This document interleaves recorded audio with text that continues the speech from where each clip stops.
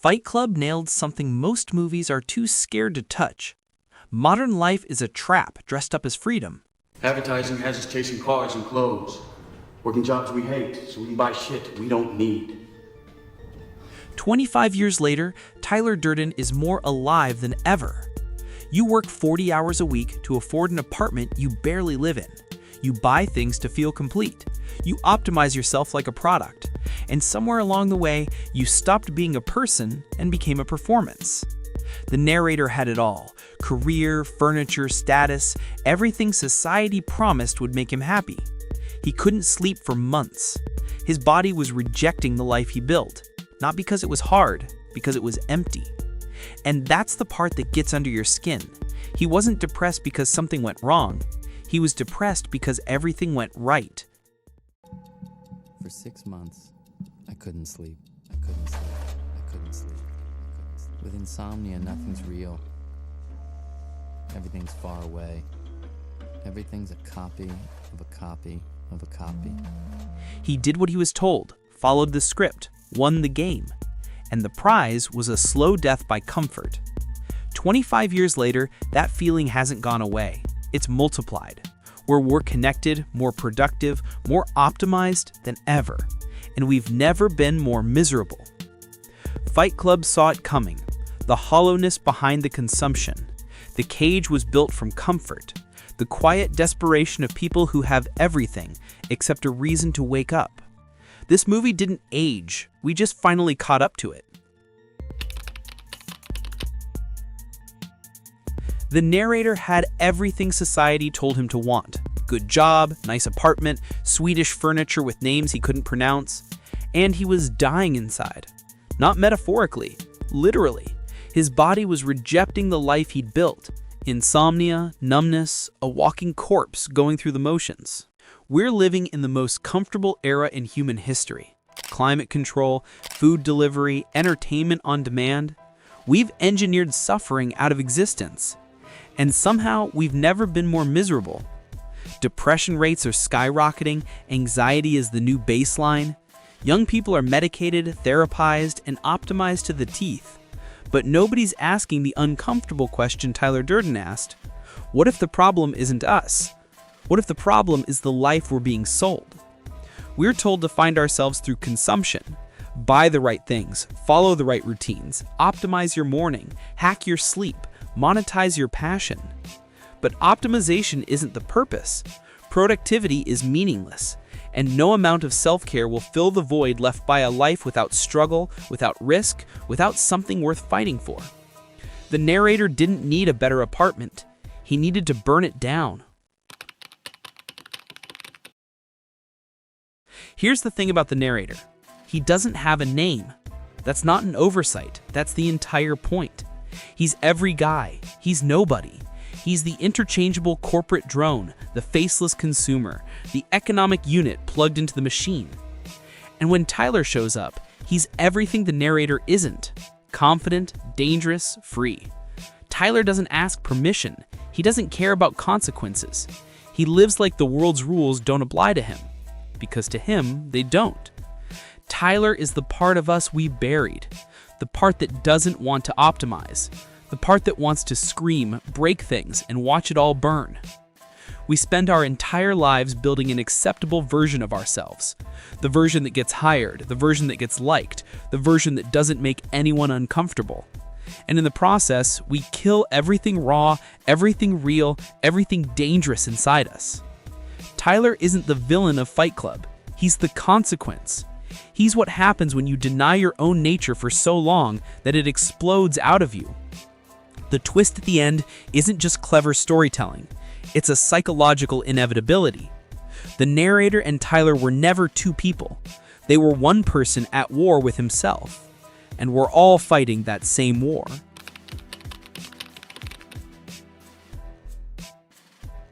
Fight Club, the organization, wasn't really about violence. It was about connection. Think about it. These guys weren't there to hurt each other. They were there to feel something, to be seen, to be part of something that mattered.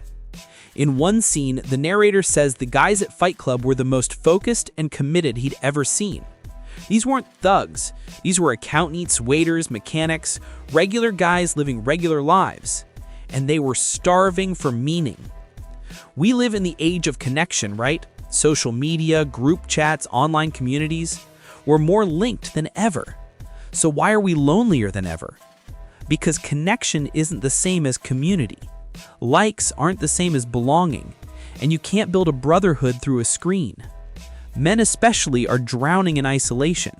We're told to be vulnerable, to open up, to share our feelings, but when we do, there's no structure to hold it, no ritual, no shared experience. Fight Club gave men a reason to show up, not for therapy, not for self-improvement, but for each other. They bled together, they stood in the rain together, they trusted each other with their pain. That's not toxic, that's human.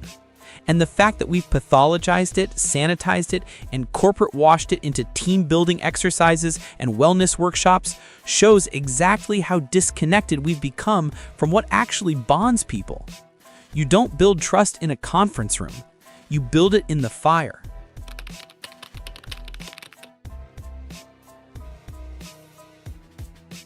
Project Mayhem took things too far, obviously. Blowing up credit card buildings, threatening castration, turning men into faceless soldiers. That's not liberation, that's just another cage. But here's what's interesting. Tyler's diagnosis was right. His solution was insane, but his reading of the problem was dead accurate. We are slaves, just comfortable ones. We're slaves to debt, to jobs that drain us, to systems designed to keep us docile and distracted. The chains are invisible, but they're real. And every institution knows it. They just call it something else. Responsibility, adulthood, realism. Tyler wanted to erase the debt, reset the system, give people a chance to start over. It's a fantasy, sure, but it's a fantasy millions of people share. Why do you think crypto exploded? Why do you think people gamble their savings on meme stocks? Why do you think so many young people have checked out entirely? Because they know the game is rigged. And when the game is rigged, burning the casino down starts to sound reasonable. We're not supposed to say that out loud. We're supposed to keep playing, keep hustling, keep believing that if we just work hard enough, optimize enough, sacrifice enough, we'll finally win. But Tyler already told us the truth. The things you own end up owning you. Things you own end up owning you. And no amount of financial literacy podcasts will change that. There's a scene where Tyler talks about being the middle children of history. No Great War, no Great Depression, just existence. We're the middle children of history, man. No purpose or place. We have no Great War, no Great Depression. Our Great War is a spiritual war. Our Great Depression is our lives. That line haunts me, because he's right. We have no collective struggle, no shared enemy, no mission that requires all of us. We've been raised on stories of people who fought for something, who built something, who mattered. And then we wake up in a world where the biggest choice we make is what to watch on Netflix. That's the real horror of modern life. Not that it's hard, but it's empty. We're not oppressed, we're sedated. We're not suffering, we're numb. And numbness might be worse, because at least suffering gives you something to fight against. Numbness just is. Young people feel this more than anyone. They've been handed a world that's already built, already ruined, already decided.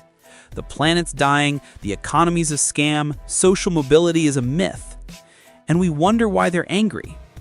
Tyler gave the narrator permission to feel that anger, to stop pretending everything is fine, to stop smiling through the decay. That's why Fight Club still matters, not because it has the answers, but because it asks the questions we're afraid to ask. What if this is all bullshit? What if we've been lied to? What if the life we're supposed to want is actually the thing killing us? The movie ends with the narrator shooting himself, or rather, shooting Tyler. He reclaims control, he stops the destruction, he chooses reality over fantasy. And everyone forgets that part, Because we love Tyler, we quote Tyler, we make him into posters and t-shirts and motivational memes. But Tyler was the problem, not the solution.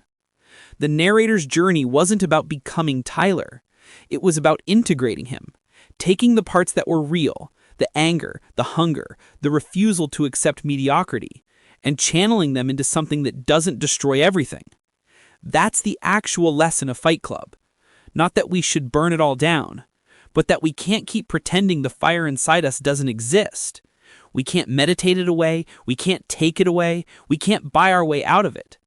We have to face it, name it, own it, and then decide what we're actually going to do with it. 25 years later, Fight Club is more relevant because the problems it exposed have only gotten worse. We're more disconnected, more commodified, more exhausted by the performance of being okay. The narrator's insomnia is our doom scrolling. His IKEA apartment is our algorithmically curated aesthetic. His support groups are our parasocial relationships with influencers. We've just gotten better at dressing up the emptiness. Fight Club holds up a mirror, and the reflection is unbearable because it shows us what we've become, and worse, what we've accepted. But here's the thing about mirrors. You can look away, or you can actually see yourself. The narrator spent the entire movie asleep, and the moment he woke up, everything changed. Maybe that's the real message. Not that we need to fight, but we need to wake up. Because the life you're living, the one that feels wrong, hollow, like you're going through someone else's script, you're right, it is wrong. And pretending otherwise won't make it better.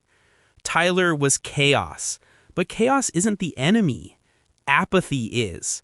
So maybe the question isn't whether Fight Club is still relevant. Maybe the question is, what are you going to do about it?